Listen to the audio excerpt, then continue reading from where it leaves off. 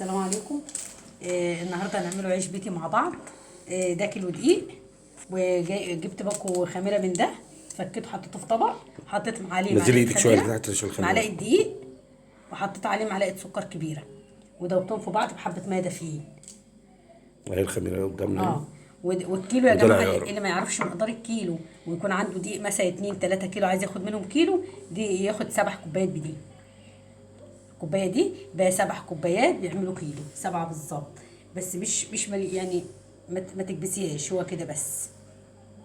كده معاكي تاخد 7 كوبايات بالظبط، ده كيلو شيليها بقى الكوبايه. بالظبط. يعني لو عندك اي دقيق طلعي 7 دقيق. يلا ضيفي الاضافات اللي هتضيفيها. دي الخميره اهي. دي الخميره. باكو خميره واحد على فكره. باكو عليه معلقه سكر كبيره ومعلقه دقيق مننا كبيره. مش عايزه تحطي دقيق مش مشكله، بس انا حطيتها عشان تزود الخمر شويه يلا معايا. بينا. والميه حسب الطلب، يعني حسب ما تاخد.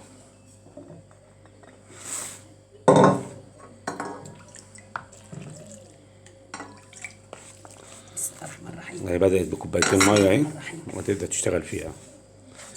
على فكره يا جماعه، احنا جايبين الدقيق النهارده علشان احنا معناش بتاع التموين الصراحه يعني، وتعبنا. بجيب كل يوم ب 30 جنيه عيش. قلت اجيب كيلو دقيق النهارده واجرب بقى يعمل معانا كام رغيف. هكمل عجن وارجع لكم. بسم الله الرحمن الرحيم. رجعت لكم تاني بعد ما عجنتها. بص عجنتها لينه ازاي وطريه، وانا مش عايزاها ناشفه لانها هعمل عيش، مش هعمل حاجه تانية، مش هعمل قرص ولا فطير. بص عجنتها طريه وجميله جدا، بتعجني فيها من 10 ل 12 دقيقه. وبص جميله خالص عجنتها. احنا بنعجنها كده، بنعجن فيها كده، تفضلي تعجني وتلفي كده وتقلبي عشان خاطر تيجي معاكي. تعجنها حوالي 10 12 دقيقه عشان خاطر تبقى تديكي عجينه حلوه. ماشي يا جماعه. هنرجع لكم بعد ما تخمر شويه كده وارجع لكم تاني. رجعنا لكم تاني بعد ما بنقطع العجين بعد ما خمرت اهي اللي مقطعاه.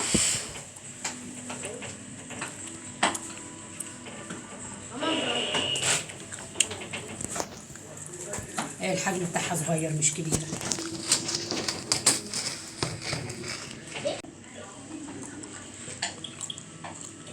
حجمها صغير زي كده مش كبير.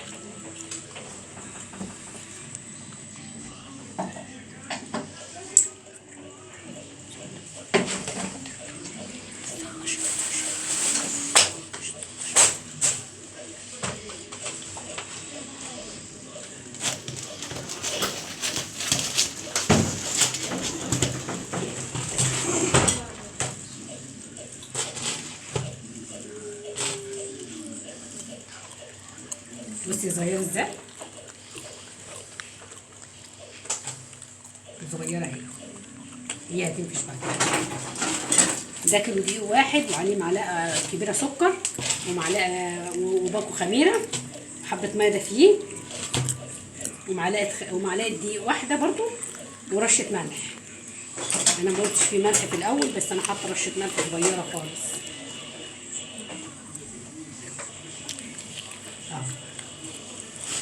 هولع على الفرن وارجع لكم تاني.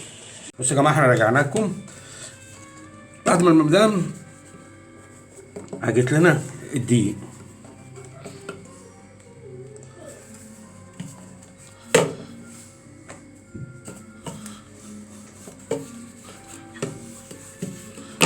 انا بفرده اهو، بحضر لها، بحضر قدامها. هاتي حته كده من عندك.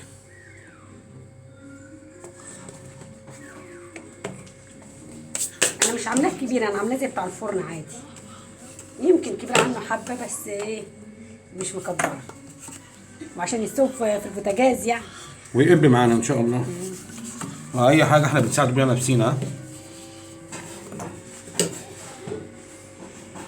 اهو زي ما انتم شايفين العيش.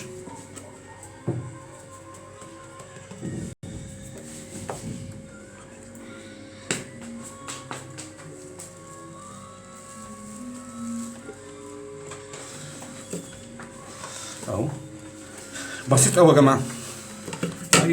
لو نشابه مثلا ممكن تفردوا بيها بنفس الطريقه اللي انا شغال بيها دي. تمام اهو. كده كده انا هشتري عيش.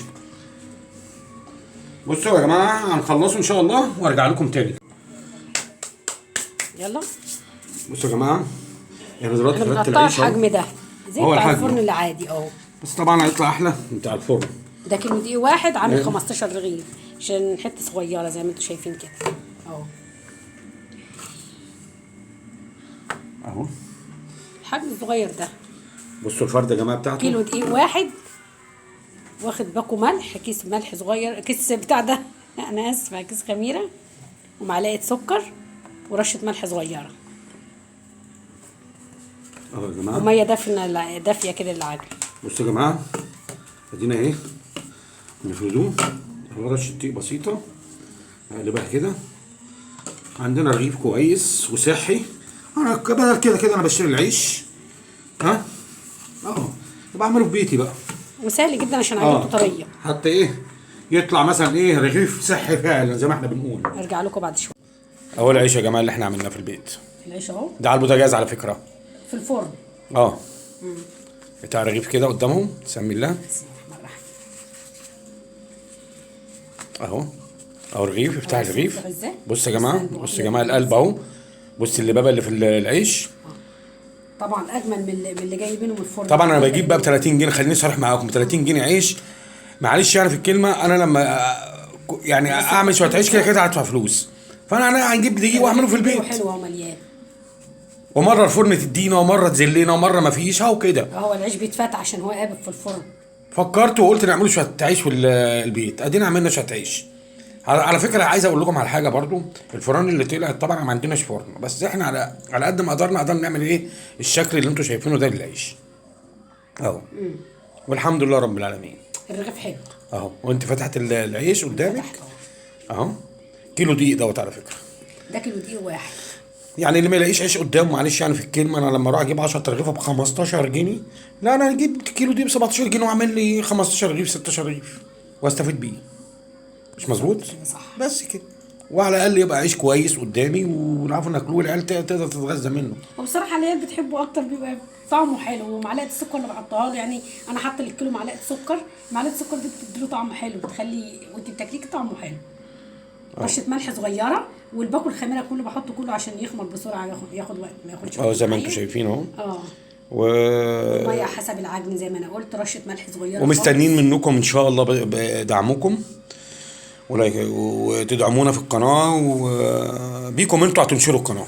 بحضراتكم انتوا اللي هتنشروها ان شاء الله. واحنا بنجاهد. وعايز اقول لكل الناس عامه اللي يقدر يعمل حاجه يعملها ان شاء الله. ان كان بنت ولا شاب يعمل اللي يقدر يعمله. لو هتطرز حاجه زي ما قلت الحلقه اللي فاتت، تخيط حاجه تعملها وتعرضها، وربنا المستعان من قبل ومن بعد. والصلاه والسلام على سيدنا محمد وعلى اله وصحبه وسلم. وتفضلوا معانا. السلام عليكم.